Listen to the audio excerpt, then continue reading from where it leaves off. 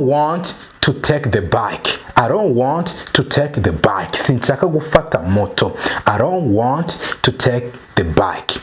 I would prefer to walk. Nje nahitamo kuba nakigendera n'amaguru. To walk ni kugenda n'amaguru. I would prefer to walk.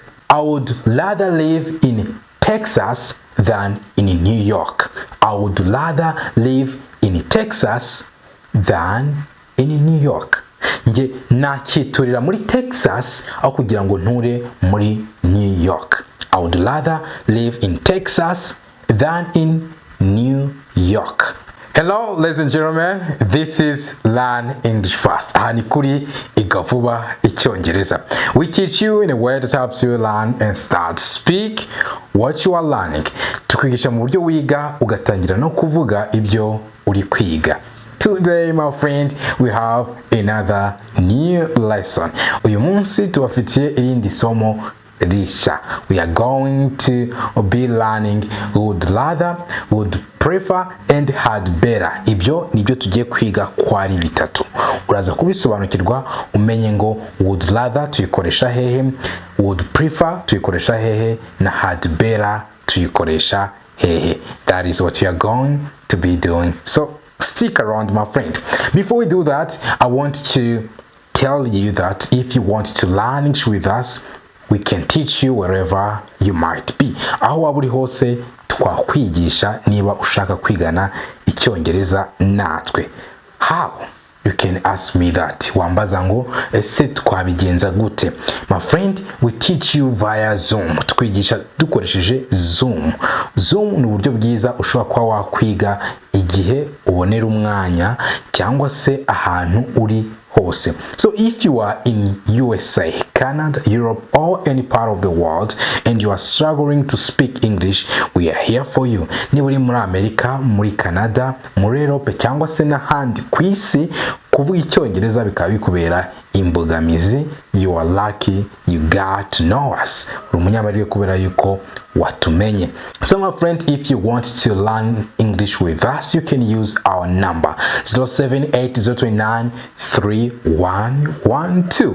Ukeneye kwiga Icyongereza natwe wakoresha nimero yacu 0780291312. Something else, ikindi nanone ushobora kuba utabya upfa kubona umwanya, we still got you covered. Bimeze gutyo nabwo twagufasha. We have books, dufite ibitabo by'icyongereza. We have grammar books, dufite ibitabo birimo ikibonezamvugo ndetse n'ikindi biba bisobanuye mu Kinyarwanda. Alright, tukagira dialogue books, dufite ibitabo birimo amadialogue. Dufite nk'igitabo, my friend, kirimo page igihumbi cya dialogue z'icyongereza n'ikinyarwanda kandi byanditswe muri font ya 14 gusa. Ikindi nanone, my friend, if you are advanced English speaker, niba uri umuntu uzi Icyongereza kigiye haruguru, dufite ibitabo birimo idioms and phrasal verbs. Dufite ibitabo birimo idioms, inshoberamahanga z'icyongereza na phrasal verbs, ari byo abene rurimi b'icyongereza bakunda gukoresha. So if you need either one of our services, my friend, do not hesitate to contact us on 078-029-3112. Ikindi, ukeneye kuba wadutera inkunga, ukunda amasomo tukugezaho, wakifashisha Momo Pay yacu. That is it, my friend. Now, we are going to be studying would rather and would prefer. Ibyo bisobanura iki? Ibi tubikoresha mu gihe turi guhitamo. Okay? Hari amahitamo ushaka gukora, wifashisha would rather cyangwa se would prefer. Noneho had better yo tuyikoresha when you want to give an advice. Ushaka gutanga inama cyangwa se ushaka kubwira umuntu ngo habe hari icyo yakora. To suggest an action, that is when you are going to use had better. That is what you are going to be studying in these few minutes, my friend. You know how I teach, uko nigisha nge ndabigusobanurira, ikindi nkaguha ingero kubera yuko ingero nizo zigufasha neza kuba koresha ibyo umaze kwiga. Now let's kick off. the lesson. Alright my friend, let's start with would prefer. Would prefer. Tuvuga would. L ntabwo tuyivuga na O ntabwo tuyivuga, tuvuga would prefer. Ni nkaho O ibitarimo cyangwa se L itarimo, then you say would prefer. Would prefer rero tuyikoresha igihe ushaka gukora amahitamo, niho dukoresha would prefer. Hari amahitamo y'ubwoko bubiri, ushaka gufata amahitamo amwe, icyo gihe ukoresha would prefer. Would prefer rero iyo twayihinnye tukoresha prefer. Okay? Would prefer uba wabirambuye, iyo wabihinnye bihinduka prefer. Alright. Igihe ugiye gukoresha iyo would prefer ubigenza ute? Ugomba kuyikoresha ikurikiranye na full infinitive. Na infinitive yuzuye, ni ukuvuga ngo iyo mvuze ngo full infinitive ni inshinga iri mu mbundo cyangwa se inshinga utari watondagura inafite to, niko dukoresha would prefer. Uraza kumenya ngo none would prefer na would rather bitandukaniye hehe. Let's start with would prefer. Reka duhere kuri would prefer. What I'm going to do to help you is to give you example sentences kugira ngo bisobanukirwe neza. Ngiye kuba nkohereza interuro mu ngero. You can say I would prefer to go home. I would prefer to go home. Bivuze ngo nahitamo kujya mu rugo.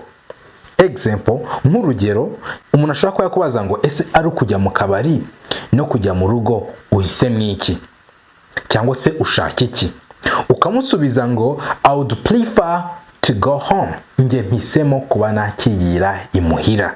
I would prefer to go home. You see, ndi gukoresha to go nyuma ya would. I would prefer to go home.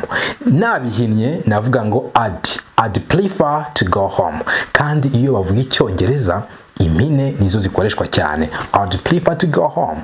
Nahitamo kwigira imuhira. Urugero rwa kabiri twavuga ngo Claudine said she would prefer to live in Kigali.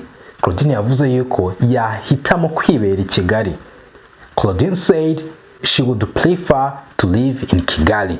Tubihinnye twavuga ngo Claudine said she'd prefer to live in Kigali. Claudine yavuze yuko we yahitamo kwibera i Kigali. Wenda bashobora kuba baramuhaga choice kuba yahitamo ari gutura i Kigali. Wenda umugabo we yaramubazaga ngo ari gutura i Kigali no gutura i Musanze uhisemo iki. Noneho Claudine akaba yamusubiza ngo I would prefer to live in Kigali. That is it. In English we don't say Kigali, we say Kigali. Kigali, my friend. We don't say Kigali, it is Kigali. Alright, now let's see next one. Another example, urundi rugero dukoresha would prefer. You can say I don't want to take the bike. I don't want to take the bike. Sinshaka gufata moto. I don't want to take the bike. I would prefer to walk. Nge nahitamo kuba nakigendera n'amaguru. To walk ni kugenda n'amaguru. I would prefer to walk.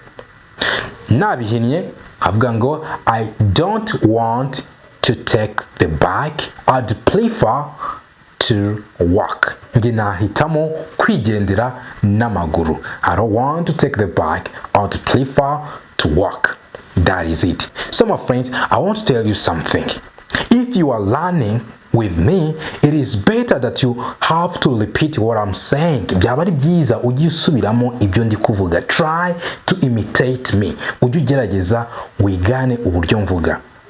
Another piece of advice, indi nama naguhereza, if you feel like you want to speak English, niba ushaka kuvuga Icyongereza ukaba udafite umuntu mwakiganira, it's better take the mirror and try to speak to yourself. Ufata indorerwamo ugerageze wiganize.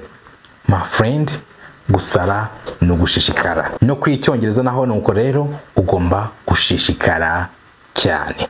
My friend, when I was starting to learn English, ndi gutangira kwicyongereza nagendaga mu nzira rimwe na rimwe nivugisha. But now I can speak English fluently. You can do the same. Ariko ubu mvuga Icyongereza ntategwa ndetse nawe wabikora.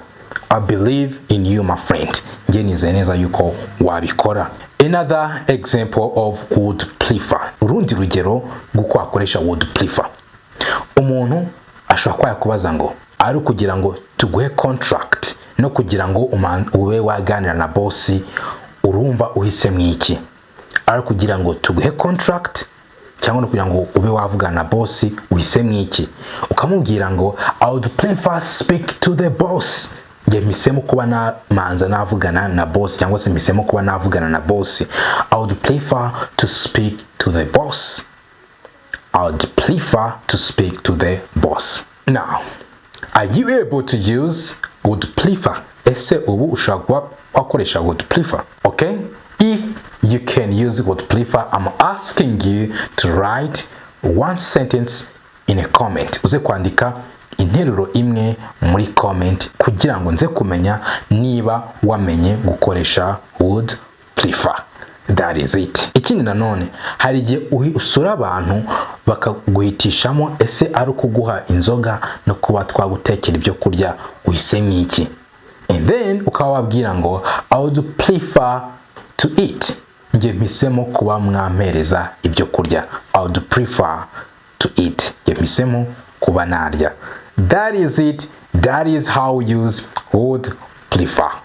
Now let's see would rather. Would prefer na would rather ubundi byose bikoreshwa kuri choice, ku mahitamo. But what is the difference? None se bitandukaniye hehe? Aho bitandukaniye nuko nakoreshaga would nkongeraho to n'inshinga, no vuga cyangwa se nkongeraho inshinga ifite to. Noneho would rather yo nayo ni ku mahitamo ariko dukurikizaho inshinga idafite to. No kuva inshinga idafite to mu Cyongereza tuyita bare infinitive. Ijambo bare biba bivuze ngo itagira, bare infinitive. Iyo ugenda mu nzira utambaye inkweto tuvuga yuko that is barefoot. Barefoot. You are walking barefoot. Bivuze ngo uri kugenda utambaye inkweto. That is it. Now, let's see the examples. Reka turebe ingero. You can say, I would rather live in Texas than in New York. I would rather live in Texas than in New York. Nge nakiturira muri Texas aho kugira ngo nture muri New York. I would rather live in Texas than in New York. Okay, that is example. Uri kumva ndi kuvuga ngo I would rather live. Ntabwo ndi kuvuga ngo I would rather to live. Okay, remember. Would prefer nahitaga nkurikizaho inshinga ifite to. Ariko kuri would rather ndi gukurikizaho inshinga idafite to. I would rather live in Texas than in New York. That is it. Now let's see another example. Reka turebe urundi rugero kuko akoresha would rather. You can say he said that he'd rather stay home than go to the cinema. He said that he'd rather stay home than go to the cinema. Bivuze ngo yavuze yuko yakigumira mu rugo ho kugira ngo ajye muri cinema cyangwa se ajye kureba filme. He'd rather. Ndi kuba nabihinnye. Mbirambuye, I can say he said that yavuze yuko he would rather stay at home, yakigumira imuhira, than going to the cinema, kuruta kuba yajya muri filme. Now let's see another example. Another example, urundi rugero, we can say we would rather go in October rather than December. That is it.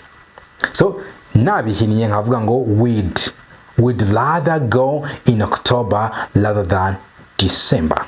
Reka turebe noneho urugero rwa nyuma kuri would rather. Wavuga ngo Peter would rather go to the beach than going to church. Peter yajya kuri beach kugira ngo ajye mu rusengero. Niko ameze, ntabwo akunda mu rusengero. In that case wavuga ngo Peter would rather go to the beach than to church. Peter yahitamo kwigira kuri beach cyangwa se kuri plage kuruta kuba yajya mu rusengero. There are some people like that. Hari abantu baba bameze batyo. Now let's see had better. Tugiye gukurikizaho noneho iyo twita had better, iyo tuyikoresha gute. Had better nayo ikurikirwa na bare infinitive. Tuyikurikizaho infinitive idafite to. Had better tuyikoresha rero. Iyo tuyikoresha iyo ushaka gutanga inama, iyo uri gutanga inama, or when you are suggesting the action, ushaka kuvuga icyakorwa, icyo gihe ukoresha had better. Okay? Iyo twahinye nayo ihinduka the better. Had better twahina igahinduka the better. Let's see the examples. Reka turebe ingero. Example, you can say you had better ask your teacher permission. Byaba byiza usabye mwarimu wawe uruhusa. You had better ask your teacher permission. Or you can even say you'd better ask your teacher permission. Byaba byiza usabye mwarimu wawe uruhusa. You'd better ask your teacher permission. You can say better or better. It's okay if you say better, but for me, I prefer to use better. Ariko njyewe mpitamo kuba nakoresha better mu mwanya wa better. So, do what you want. Wowe ujye ukora ibyo ushaka. That's fine. Ntacyo bitwaye. Now, let's see another example. Reka turebe urundi rugero.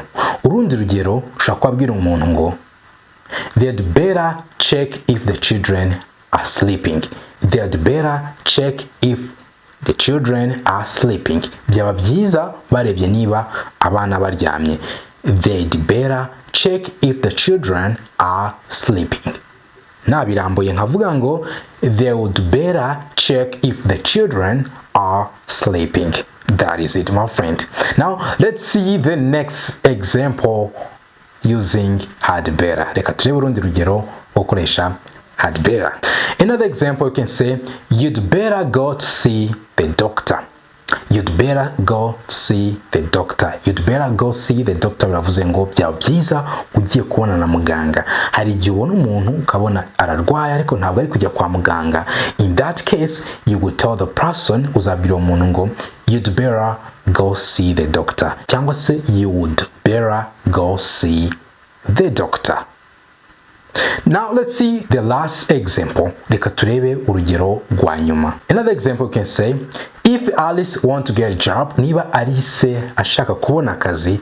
If Alice want to get a job, niba Alice ashaka kubona akazi, she'd better get here early. Byaba byiza ageze hano hakiri kare. She'd better get here early. Nabirambura nkavuga ngo she would better get here early. Byaba byiza ageze hano hakiri kare.